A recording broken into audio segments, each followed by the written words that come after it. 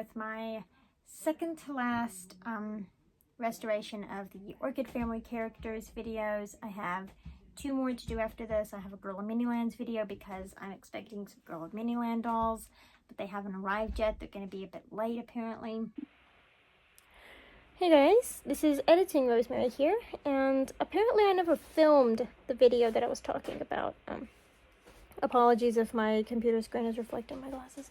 But yeah, I never filmed that, so sorry. The dolls I was talking about though was Spring Pearl and Nayla. I'm going to stitch the footage of me opening them at the end of this video, but just so you know, I did not film that video, which is, it really sucks. But I am ordering some more Girl of Minilands in the future, so I will absolutely make sure to film that restoration process and maybe give you guys some tips if you have some old Girl of Minilands dolls.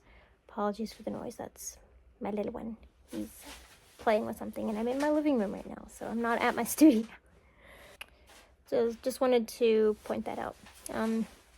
Enjoy the rest of the video.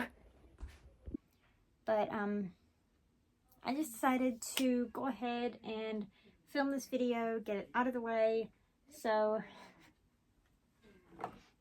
Gwen came in a couple days ago, and she's not looking too hot, you know? She looks like she could use a trip to the hair salon, like desperately. Guys, what the heck? Oh my goodness, she's not looking too good. So I'm going to stitch the footage of how she came out of her package.